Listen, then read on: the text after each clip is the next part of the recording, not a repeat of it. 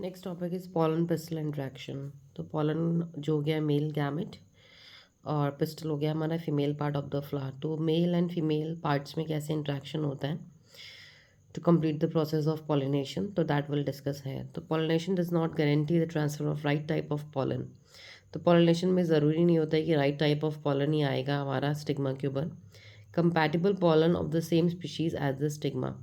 तो right type pollen मतलब हो गया कि compatible pollen. Compatible pollen means ऐसा पॉलन जो कि फर्दर जा कर के जायगोट प्रोड्यूस कर सकता है, फर्टिलाइजेशन की प्रोसेस कर सकता है, that is compatible pollen. Often pollen of a wrong type either from the other species और from the same plant if it is incompatible. तो मतलब कि जो रॉन्ग पॉलन है वो भी आ सकता है, लैंड हो सकता है स्टिग्मा के ऊपर। The pistil has the ability to recognise the pollen whether it is of right type और रॉन्ग टाइम। तो पिस्टल के पास ऐसी एबिलिटी होती है कि वो पॉलन ग्रेन को रिकोगनाइज कर सकता है कि वो पॉलन ग्रेन कंपैटिबल, मतलब कि ऐसा पॉलन ग्रेन है कि जो पॉलिनेट करने के बाद जायगोट और फर्टिलाइजेशन की प्रोसेस कंप्लीटली कर सकता है। अगर रॉन्ग टाइप है तो उसे बोलेंगे इनकम्पैटिबल, जो कि जायगोट फॉर्म नहीं कर सकता है। If it is of right type the pistol accepts the pollen and promotes post pollination events. अगर पॉलन ग्रेन राइट टाइप का होगा तो हमारा पोस्ट फर्टिलाइजेशन इवेंट स्टार्ट हो जाएंगे which will leads to fertilization. If the pollen grain is of wrong type, the pistil rejects the pollen by preventing pollen germination on the stigma. अगर pollen wrong type का है तो pistol reject कर देगा उसको, grow वहाँ पे इसकी जर्मिनेट पॉलन ट्यूब को जर्मिनेट नहीं होने देगा। The ability of the pistil to recognize the pollen followed by its acceptance or rejection is result of a continuous dialogue between pollen and the pistil। तो जो pistol की ability है जैसे वो कि करेक्ट टाइप ऑफ या compatible pollen को accept कर रहा है या रिजेक्ट कर रहा है, तो ये जो पूरी की पूरी कंप्लीट प्रोसेस हो रही है ये कंटिन्यूस डायलॉग। तो पॉलन ग्रेन और स्टिग्मा के बीच में डायलॉग्स होते हैं जिसकी वजह से वो एक्सेप्ट करते हैं और रिजेक्ट करते हैं।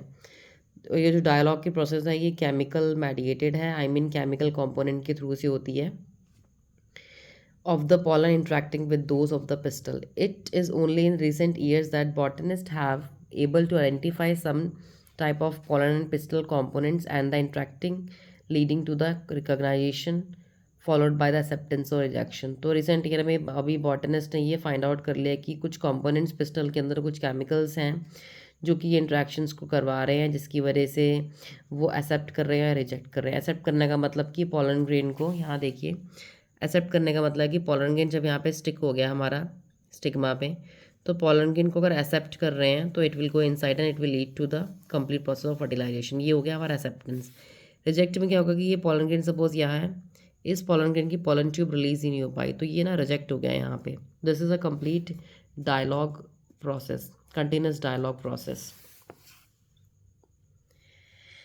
As mentioned earlier, following compatible pollination, the pollen grain germinates on the stigma to produce a pollen tube through one of the germ pores में से pollen tube रिलीज होती है। germ pores अगर बता देती हूँ क्या होता है, जैसे ये pollen grain है, इसकी जो एक्साइन होती है उसमें छोटे छोटे पोर्स होते हैं जहाँ पे एक केमिकल स्पोरोपोलिन एब्सेंट होता है। तो ये germ pores इसमें क्या होता है कि एक्चुअली जो pollen tube होती है यहीं से रिलीज होती है। तो contents of the pollen grain move on to into the pollen tube। Pollen tube grows through the tissue of the stigma and style and reaches the ovary। तो pollen tube जो होती है वो हमारी स्टिग्मा से रीच होती हुई ovary तक पहुंच जाती है। You would recall that in some plants pollen grains are shed at two celled condition। तो कुछ प्लांट्स में जो pollen grains होते हैं वो two shed condition, two celled मतलब कि जब वो दो सेल में पाए जाते हैं तब वो वहाँ से निकल जाते हैं। दो सेल्स हमारे होते हैं वेजिटेटिव एंड जेनरेटिव।